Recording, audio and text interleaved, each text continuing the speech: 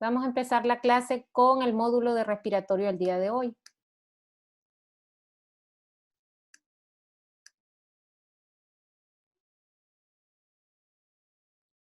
Bueno, lo voy a dejar así por ahora porque así puedo estar viendo quiénes se están uniendo a la reunión y no tengo que estarme saliendo. Bueno, este módulo de respiratorio es siempre asociado con como los anteriores, ¿no? Cómo la parte de la parte psicosomática influye en lo que es los síntomas físicos de estas enfermedades respiratorias que vamos a ver hoy. Entonces, vamos a empezar con lo que es asma. Con respecto a lo que es el asma y las comorbilidades psiquiátricas, se ha visto que el asma, un tercio de los menores de 18 años cumplen criterios de un trastorno de ansiedad, cualquiera de los que normalmente uno ve, ¿verdad? Ansiedad generalizada, ansiedad de separación, en el caso de los menores de cuando son niños, ataques de pánico, fobias, trastorno mixto ansioso depresivo, etcétera.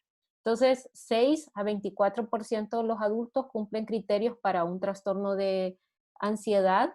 Eh, si ustedes ven el porcentaje de trastornos de ansiedad, tanto en menores como en mayores de 18 años, es más del doble que en el resto de la población general que no padecemos de ninguna enfermedad respiratoria. Más del 30% cumplen criterios de ataques de pánico, o sea que ustedes, si lo investigan obviamente, ¿verdad? De cada 3 pacientes probablemente uno tenga ataques de pánico o llegue a tener ataques de pánico en algún momento de su vida. Y hasta 47% de ellos han, dependiendo obviamente del estudio que ustedes lean, han llegado a reportar depresión. Ahora, cuando vamos a ver ahorita asma y personalidad, vamos a ver que hay ciertos rasgos de la personalidad que están asociados con, como lo vamos a ver más adelante, lo que es el uso de la medicación y lo que es la hospitalización. Por ejemplo, con los rasgos de personalidad, lo que es el miedo intenso, la labilidad emocional, la sensibilidad al rechazo, la falta de persistencia ante situaciones difíciles, son rasgos de personalidad que están asociados con mayor uso de corticoides, mayor uso de broncodilatadores, e inclusive se ha visto que estos pacientes, si tienen uno más rasgos de lo que está, estos rasgos de personalidad que estamos viendo, tienen periodos de hospitalización más prolongados. Entonces, por ejemplo, el miedo intenso, vaya, para hacer un poco más dinámica la clase, les traje un segmento de una película, que a mí me encanta ver películas y lastimosamente no puedo evitar asociar lo que es la psiquiatría con las cosas que pasan en las películas.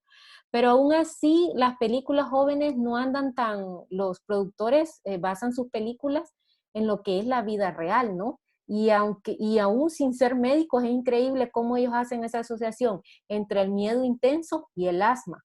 ¿Cuántos de ustedes han visto Anabel 3? Cuando vuelve a casa, entre comillas.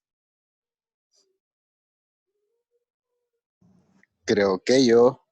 Solo a usted le gusta el terror, entonces. Sí. Ah, bueno. Entonces vamos a ver un segmento, no les voy a poner las 2 horas de película, ¿verdad? No los voy a torturar, donde los que ya la han visto van a entender lo que está sucediendo, pero aunque no la hayan visto, van a ver esa asociación entre miedo intenso y lo que es una crisis asmática. Entonces, escuchemos. Sí.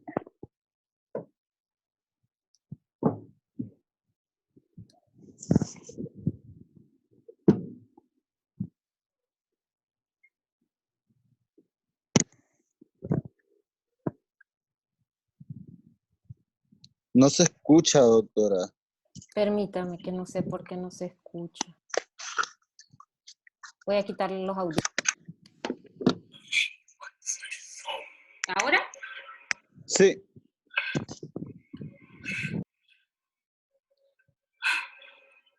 I just wanted to see him again. What did you do?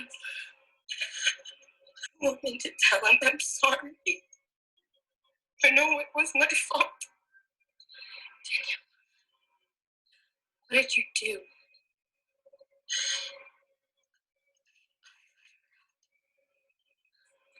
What did you touch?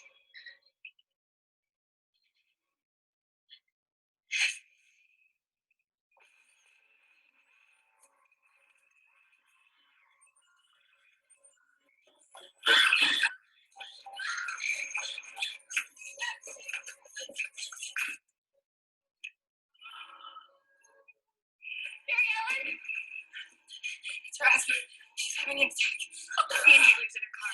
I'll go get her.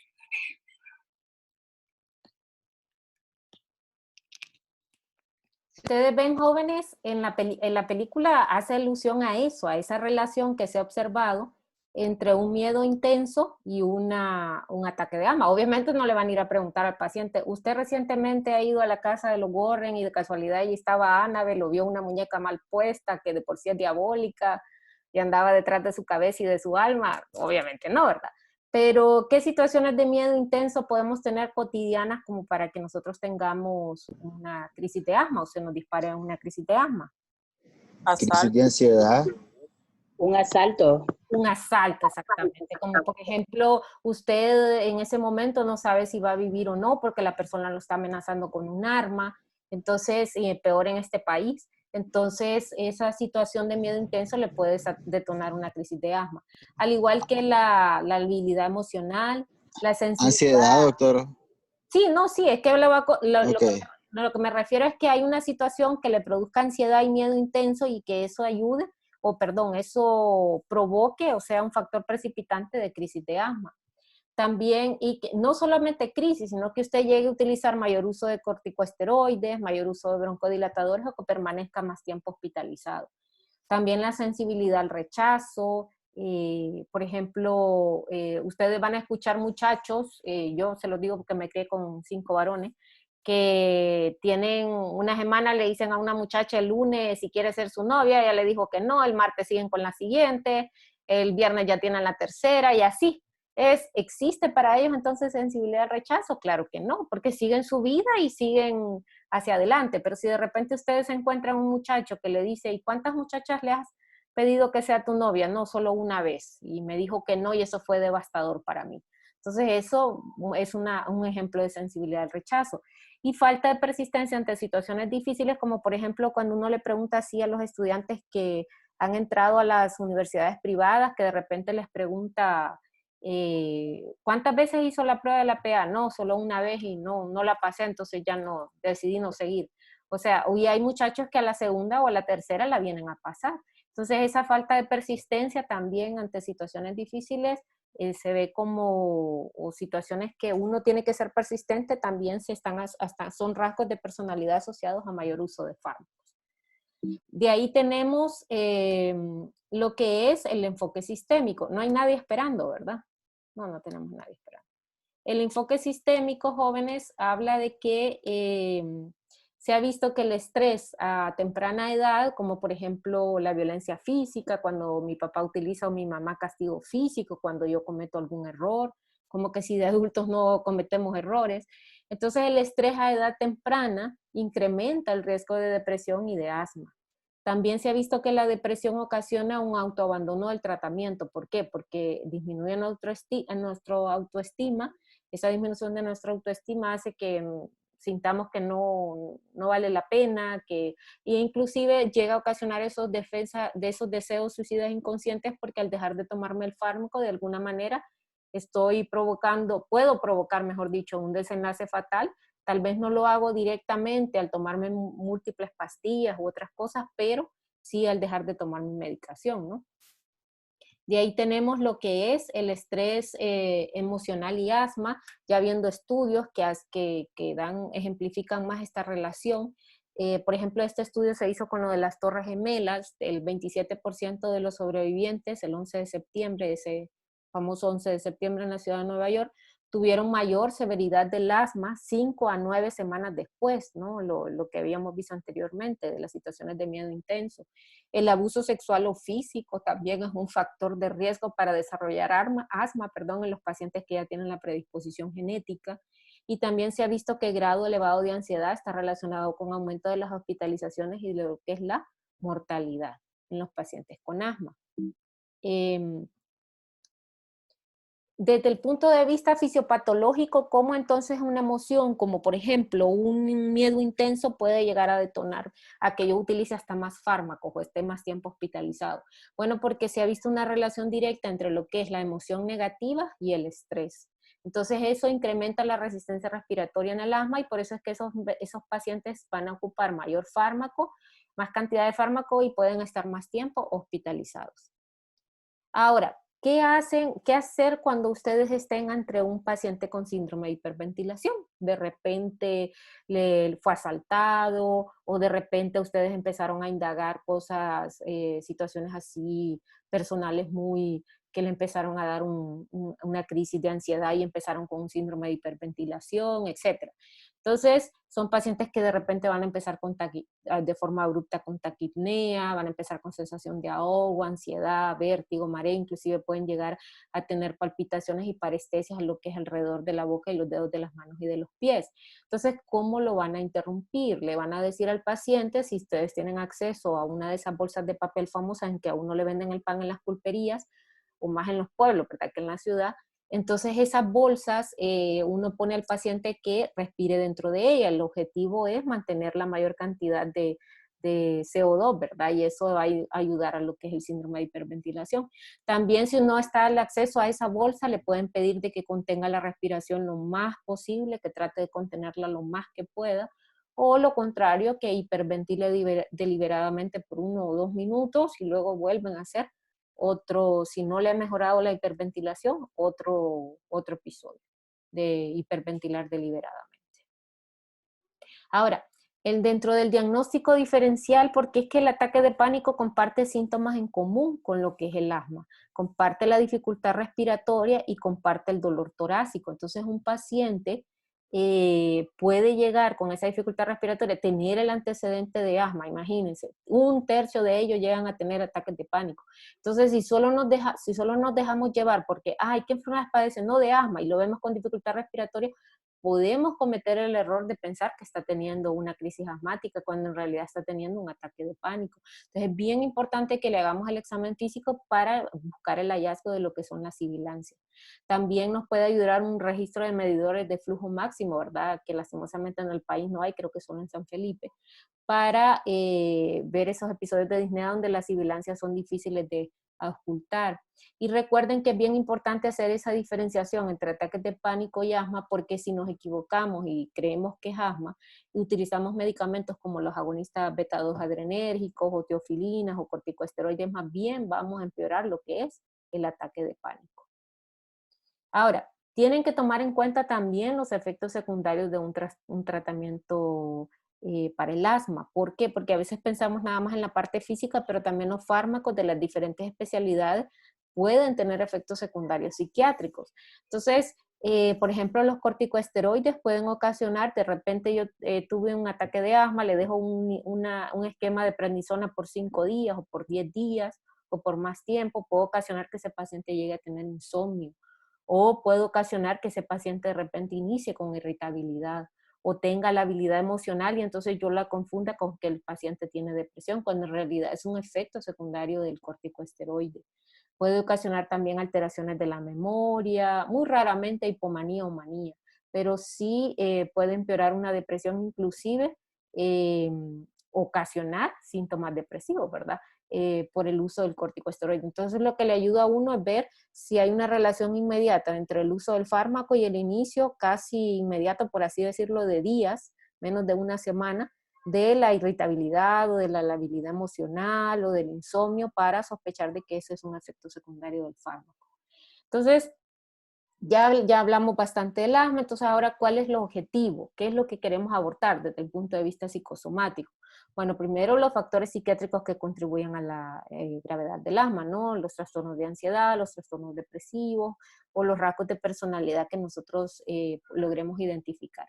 Problemas en el sistema familiar, porque recuerden que hay una asociación bien inmediata de lo que es estrés o emoción negativa con respecto al asma. Efectos secundarios de los medicamentos, que estoy teniendo insomnio pero por la prednisona, e interacciones que pueden haber entre los diferentes fármacos. Entonces, recomendaciones jóvenes, ajuste de la dosis y el momento de administración de la medicación que tiende a resolver los efectos secundarios. ¿En qué sentido? Que si yo me la tomo la prednisona, solo me la dejaron una vez al día, yo me la estoy tomando en la noche y me está ocasionando insomnio, tal vez el cambio a la mañana me ayude y ya no me produzca ese efecto secundario que yo espero. O tal vez ya estoy mejor ustedes deciden no dejarlo tanto tiempo con la dosis que ustedes ya tenían planeada, sino que como ya estoy mejor y estoy teniendo ese efecto secundario, disminuirme la dosis y entonces eso ayude a que ya no presente ese efecto secundario. Y si no se puede quitar el fármaco, pues se trata el síndrome depresivo como tal, y ahí se le llama trastorno depresivo orgánico, o sea, trastorno del humor orgánico específicamente.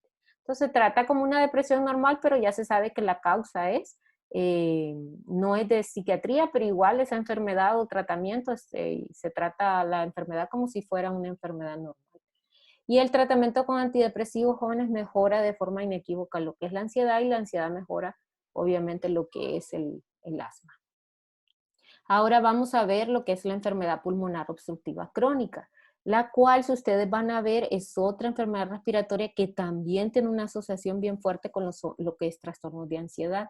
Los ataques de pánico, inclusive, si ustedes ven, 24%, estamos hablando de que de 4 pacientes, 1 puede llegar a tener ataques de pánico. Y otros trastornos de ansiedad en 16 a 34%, dependiendo del estudio que ustedes lean. Es una asociación del triple de la prevalencia que hay en el resto de la población general que no padecemos de enfermedad pulmonar obstructiva crónica. Entonces, ¿qué vamos a hacer con ese paciente que tiene POC? Vamos a indagar y tratar, obviamente, los trastornos psiquiátricos comórbidos como pueden haber. Entonces, dentro de ellos tenemos el tabaquismo. El tabaquismo, jóvenes, hay factores emocionales y sociales que inician el consumo de lo que es el cigarrillo. Los factores emocionales son bien facilitos. Ustedes no han escuchado gente que dice, ay, es que estaba ansiosa y me fui a fumar un cigarrito. Ay, es que me quita la ansiedad. Ay, cómo me relaja el cigarrito. Entonces, ese factor emocional lastimosamente tiene impacto porque ya la persona hace una asociación de que yo ya no puedo mejorar la ansiedad o quitarme esa ansiedad, sino es a través del consumo de una sustancia externa para lograr sentirme mejor. Entonces, con respecto a los factores sociales, no sé si ustedes son fanáticos de Friends. ¿Alguno de ustedes ha visto la serie? Sí. Que ya, yo creo que ya estoy muy viejita, ya ustedes ya no vieron. Bueno, Sí, yo la vi. vamos a ver este capítulo de Rachel. So it's down to these two. Nancy, I know you like this one. Doctora, unos compañeros quieren entrar. Permita.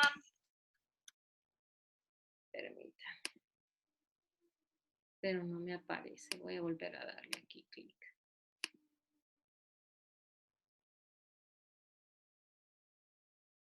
Ya. Bueno, vamos a ver. That one is pretty, but I just love this fabric. Sorry. Oh, don't be sorry. That's part of your job, here to give your opinions. And then I take credit for them. I'm kidding. She is kidding. But don't ever disagree with her again. Okay, now I'm kidding. Oh, what a fun office. I don't know which one, but I do know I need a cigarette. So what do you say we take a break, we go outside, and we'll figure this thing out when we come back. Rachel? Yeah, you smoke? Oh, no. My dad's a doctor, and he would always tell me just horror stories about ghosts and goblins who totally supported the princess's right to smoke. Hey,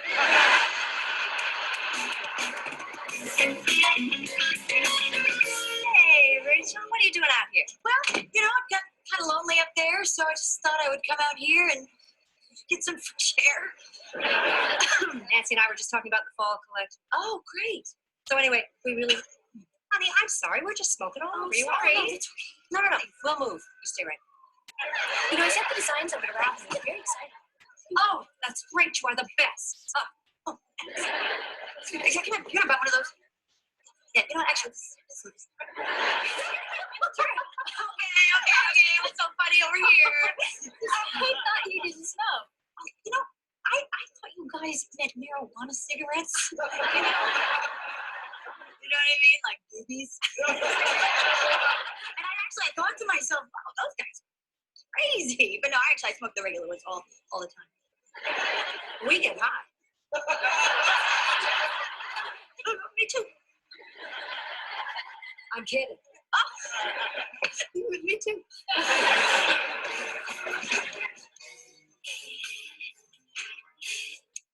So we're decided, no on plaid, yes on pink. Absolutely. I'm I'm so on board. Rachel, didn't you just like it? Yeah, but you know what? I'm really, really trying to cut back, you know? Good luck, Rach. Yes. I've actually been thinking about quitting lately. Oh.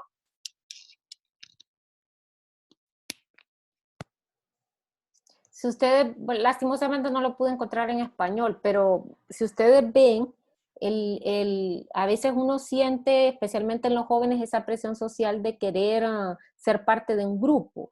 Y a veces cuando uno inicia en ese grupo no se da cuenta que ese grupo tiene una característica en particular, son compañeros de consumo, así se le llama. Entonces uno se da cuenta de que para llegar a formar parte y mantenerse en ese grupo, pues lastimosamente tiene que consumir. Entonces el tabaco, el tabaquismo, así bien se ve normal porque es una droga legal, pero no deja de ser una droga. Mientras nosotros lo veamos como anormal, el paciente va a llegar a verlo anormal, pero si no lo vemos anormal, entonces ponemos en peligro lo que es ese paciente. ¿Por qué? Porque si yo me fumo una cajetilla semanal, entonces, y el paciente me dice que fuma, voy a ver de lo más normal que fume porque yo también fumo una cajetilla semanal. O tal vez yo no fume directamente, pero considero por ser legal el consumo de cigarrillo como algo normal y entonces no le voy a hablar sobre los factores de riesgo de fumar. Entonces, el hacerlo entender de que debe de haber esa desconexión entre lo que él siente o lo que no llega a sentir, mejor dicho, se le llega a quitar con el consumo del tabaco, lo puede hacer él de forma él mismo o ella misma sin necesidad de llegar a consumir una sustancia para yo lograr. Porque esa sustancia, si fuese un fármaco, por ejemplo, ahí sí sería terapéutico porque el fármaco está aprobado por la FDA, no le va a ocasionar en peligro su vida, en cambio el tabaquismo sí. Entonces, también los pacientes con estado de ánimo deprimido o baja autoestima, se ha visto jóvenes cuando se hacen pruebas de lo que es tolerancia al ejercicio, que los pacientes que tienen estado de ánimo deprimido tienen menor tolerancia a bajo un nivel dado de función pulmonar. Entonces eso le va a afectar también en su enfermedad de lo que es el EPOC. Ahora, entonces, continuando con la evaluación y tratamiento, ¿qué es lo que vamos a hacer? Vamos a permanecer alerta a los efectos secundarios y aconsejar acerca de la dosificación y tiempo, así como habíamos hablado en el asma. No vamos a, por ejemplo, si presenta insomnio por los esteroides, tratar de hacer cambios, ajuste en la dosis o tratar de cambiar la hora en que se toma la dosis para ver si esto ayuda en el trastorno del sueño. Tienen que tener mucho cuidado con los pacientes con EPOC, porque el EPOC generalmente no empieza a los 20 años, empieza ya cercano a la tercera edad o tercera edad. Entonces, en la tercera edad es cuando nos empieza generalmente los trastornos del sueño, más si desde la juventud hemos tenido una mala higiene del sueño. Entonces, a veces la respuesta más inmediata que nosotros encontramos es el uso de benzodiazepina. Tampoco podemos satanizar el uso de clonazepam, alprazolam, lorazepam, que son las benzodiazepinas que más hay en el país. Pero en el caso de los pacientes con EPOC sí tenemos que tener mucho cuidado. Entonces, ¿por qué? Porque pueden producir una supresión ventilatoria, aún con niveles de función pulmonar que son casi normales. Entonces tenemos que tener mucho cuidado de tener esa precaución. Y recordar que el temblor, lo que puede, como efecto secundario, los agonistas alfa-2 orales pueden ocasionar que el paciente tenga temblor y entonces el paciente dice es que he estado con ansiedad porque tengo un temblor fino, pero en realidad es un efecto secundario del fármaco, no porque esté teniendo ansiedad. O puede llegar en realidad a tener ansiedad también como efecto secundario y trastornos del sueño, al igual que sucede con los esteroides. Entonces, recomendaciones con respecto a los pacientes con EPOC, tengan cuidado con lo que son las benzodiazepinas, prefieran los usos de esteroides inhalados a los de vía oral si el paciente presenta algunos de estos efectos secundarios, o alternancia en el tratamiento vía oral para que el paciente así no sufra tanto por estos efectos secundarios. Y dentro de los medicamentos, el albuterol de liberación prolongada, que ustedes ya van a tener contacto con ellos, el que más se ha asociado con lo que es efectos secundarios psiquiátricos en la parte del manejo del EPOC. ¿Tienen alguna pregunta, alguna duda?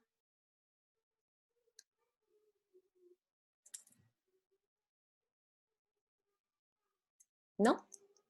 No, doctora. Esta clase yo la iba a dar junto con otro módulo, que es el módulo de gastrointestinal, pero debido a que se hizo la consulta hoy por parte del el profesor de higiene, por mí, o sea, los que estamos en el área de la salud mental de sexto año, ¿verdad? Entonces la respuesta es que todavía no hay fecha probable de inicio de la siguiente pasantía. Entonces, como puedo ir más lento, aparte de que Zoom como lo quita a uno los 40 minutos, eso es un poco molesto. Entonces vamos a tener la clase mañana a las 7 de la noche de gastrointestinal y va a ser una clase de máximo media hora, para que le digan a sus compañeros que traten de estar puntuales porque la clase va a ser corta. Con respecto, ¿sí? Con respecto a las tareas. Sí, con respecto a las tareas, hoy les voy a dejar, les voy a dejar un caso clínico a resolver de forma individual por cada módulo. Lo voy a tratar de hacer lo más práctico posible para que ustedes puedan incorporar lo que es el aprendizaje teórico y que ustedes vean la aplicación práctica de esos conocimientos y que les ayude en la parte de fijar conocimientos, ¿no? Entonces voy a empezar hoy a bajarles los casos clínicos. Entonces ustedes lo hacen en Word, después lo pasan a PDF. Yo sé que a veces uno tiene la idea de que a veces uno como docente tiene tantas tareas y que uno no las lee. Yo lo que hago es que las leo al azar. Así me he encontrado historias clínicas de cirugía cuando les he pedido una historia de psicosomática de algo en específico. Entonces traten de no hacer esas cosas porque se mira feo y también uno pierde el puntaje. Pues.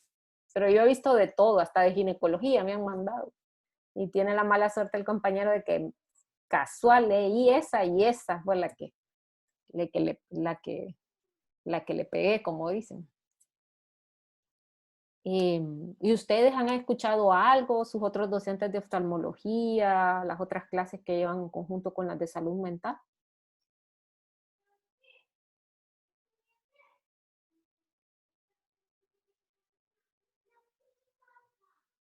¿Les han dicho algo, doctores? ¿Ya terminaron las... Solo estamos esperando, doctora. En oftalmología ya terminamos contenido. En higiene mental creo que también. Y en neuro está como medio en vivo. Como que terminamos, pero no hemos terminado, en fin. Uh-huh. Bueno, entonces vamos a tener la clase mañana a las 7 de la noche. ¿Prefieren otra hora o está bien esa hora? Está bien esa hora. ¿Está bien esa hora? Sí. Ah, Sí, está bueno. bien. ¿Tienen alguna pregunta de la que es el módulo de respiratorio?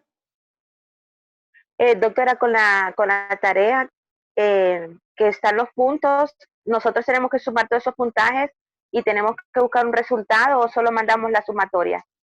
No. Con respecto a lo de ¿usted me habla del inventario de hostilidad o la de situaciones estresantes? La de hostilidad. No, la de hostilidad a ustedes, esa solamente le sirve a uno para formas diferentes en que uno puede indagar si un paciente es hostil. O sea, no enclausarnos en una sola pregunta, sino que hay diferentes maneras de evaluar si una persona es hostil. Diferentes formas de preguntar, diferentes características que definen hostilidad. Entonces solo la llenan y de ahí la escanean y la presentan. O en el formato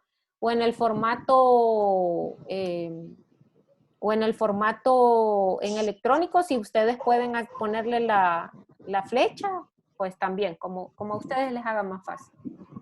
¿Y en la otra, doctora?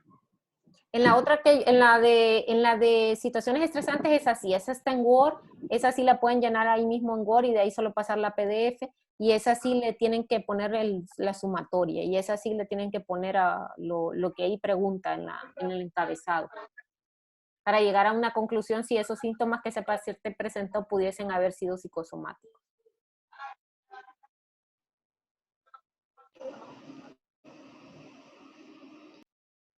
¿Ya? Bueno, entonces les voy a dejar los casos clínicos en Word, los van resolviendo y si decidiesen que eso fuera como la evaluación, pues lo dejaríamos como la evaluación. Si no, va a formar parte nada más de la parte acumulativa. Bueno, gracias, jóvenes. Buenas noches. Buenas noches, doctora. Buenas noches. Gracias. Gracias, doctora. Buenas noches. Doctora, feliz noche. Gracias. Buenas noches. Bye. Bye.